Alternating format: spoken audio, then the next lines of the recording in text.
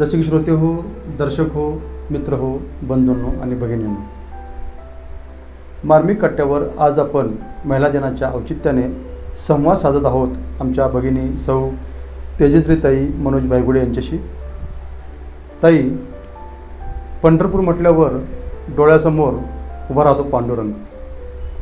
पांडुरंग, त्याचबरोबर पांडुरंगाचे सर्व भक्तगण, वारकरी.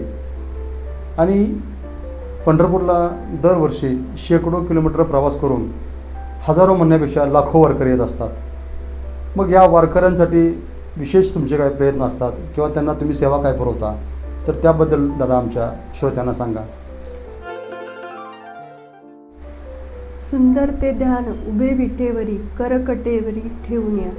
अशा विठ्ठल माऊलीच्या नगरीमध्ये माझं सासर आहे.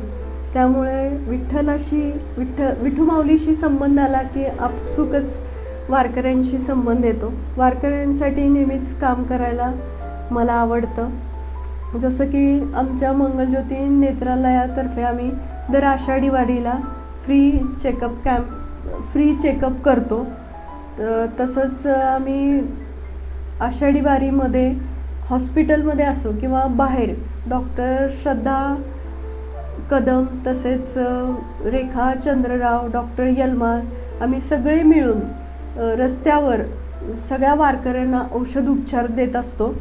तसंच वारकऱ्यांसाठी आम्ही प्रसाद वाटप करतो. पश्चिम द्वार असो किंवा उत्तर द्वार असो, तिथं आम्ही नेहमीच वारीमध्ये असो किंवा इतर दिवशी असो आम्ही प्रसाद वाटप नेहमी करतो. माझ्या मुलांचे बड्डे असो किंवा सासू सासऱ्यांचे बड्डे असो, आमची ॲनिव्हर्सरी असो, या निमित्ताने आम्ही नेहमीच तिथं वारकऱ्यांसाठी प्रसादाचं वाटप करतो. आणि अशीच संधी अजून मिळाली तर वारकऱ्यांसाठी मला काम करायला नक्कीच आवडेल.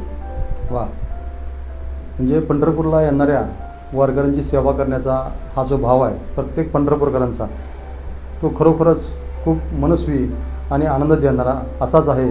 आणि तुमच्या हातून वारकऱ्यांची सेवा अखंडपणे घडत राहो, हीच मी विठू माऊलीच्या चरणी प्रार्थना करतो. धन्यवाद ताई. धन्यवाद.